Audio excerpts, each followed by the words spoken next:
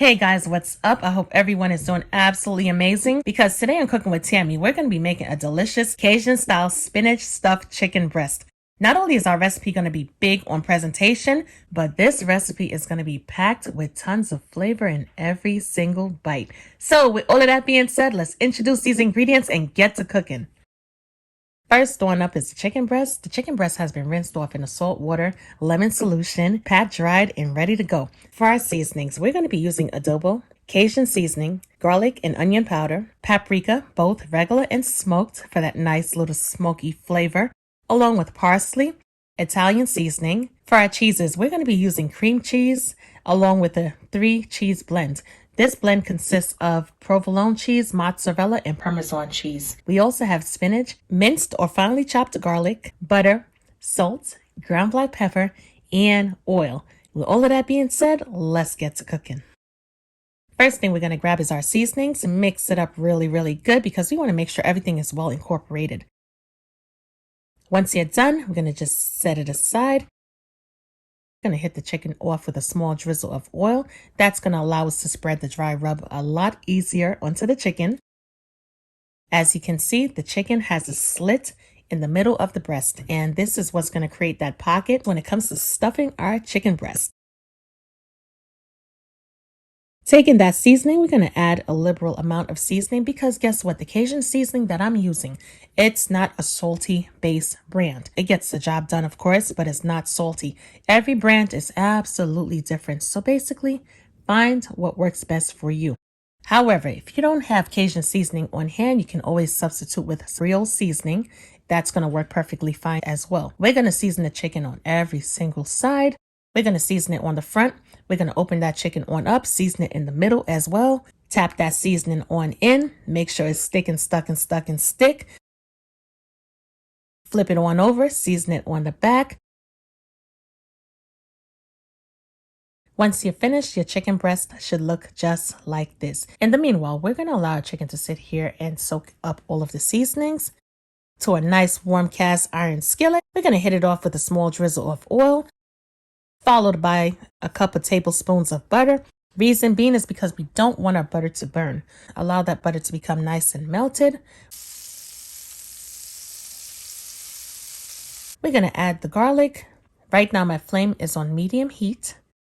And we're going to stir it constantly because we don't want our garlic to burn.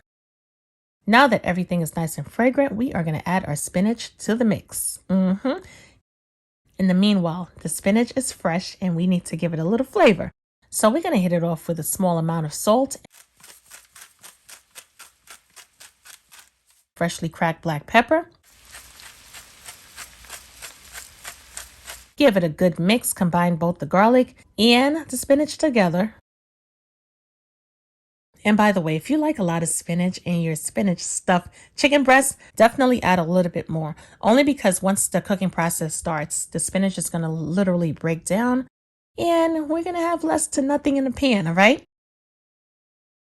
Now that the spinach is finally broken down, we're going to allow it to sit on the stovetop for just a bit, giving it enough time to cool down. Reason being is because we're going to be working with cream cheese.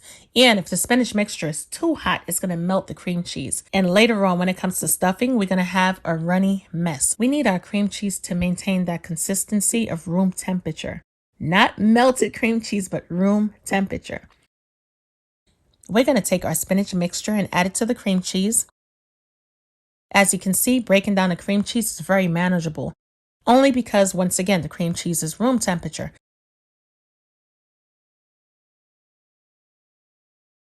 We're also going to take our 3-cheese blend. If you don't have a 3-cheese blend, make it up as you go. Add any of your favorite cheeses with this recipe and you'll be good to go. If you want to add only 1 cheese, not a problem. Just add enough so you get that perfect consistency. Add some Italian seasoning, get some extra flavors going on.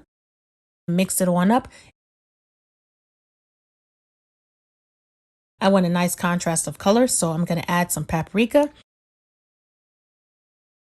This is a consistency that we need right here. It's not runny at all. It's just perfect.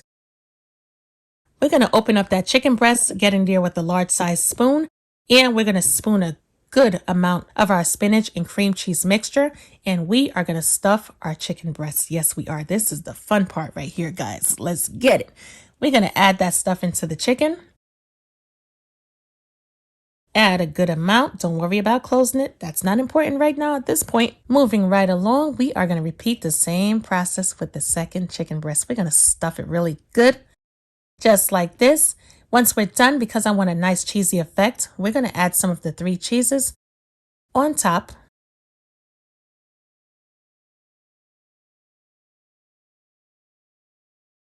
We're going to hit it off with a sprinkle of either parsley or Italian seasoning. And to keep all of our stuffing in place, we're going to take some toothpicks and we are going to lock it on up. Even if some of the spinach stuffing is still visible, that's totally okay. The majority of it is going to stay locked in, so no worries whatsoever. Just like that, easy does it. Looking good so far. To the same cast iron skillet, all I did was take a paper towel and removed any excess garlic that was sitting in the pan. Turn that flame on up, get that pan nice and hot, add some butter along with a little bit of oil. And you're going to place the chicken breast into the pan. Just like that, and we're going to sear it on both sides. This part right here should take about 5 minutes. At this point, we are using medium-high heat. After about 5 minutes, we're going to get in there with our spatula. We're going to flip it on over, and as you can see, we have the perfect crust going on. Yes! Chicken is perfectly seared on one side, looking really delicious. And we're going to allow the same thing to take place on the other side as well. Once the chicken is all browned up and ready to go, we're going to have our oven nice and preheated at 350 degrees Fahrenheit. During the cooking process, if you want to baste the chicken just a bit, you can. And we are going to pop our chicken breast into the oven. I am going to pair this delicious meal with some mashed potatoes. Boil it on down until fork tender, which should take about 20 minutes. Once you're done, drain that hot water off. Add the potatoes to a bowl. Mash it on up. Add some butter, some cream cheese. Hit it off with some heavy cream. Add a small amount of milk at a time because you don't want a runny mashed potatoes. You want it to have some consistency. Use whatever milk you prefer, whether it be 2%, half and half, but I prefer the heavy cream only because it gives it a nice creamy consistency and texture, not to mention a nice decadent flavor. Hit it off with some salt, ground black pepper. To mix it up really, really good because we want to make sure everything is well incorporated. Once you're done, it should look just like this. Once you're done, you're going to grab a plate, add your broccoli along with your perfectly whipped mashed potatoes, and you're going to top it off with your Cajun-style spinach stuffed chicken breast. And everything should look marvelous, just like this. The chicken baked at 350 degrees Fahrenheit for about 20 minutes.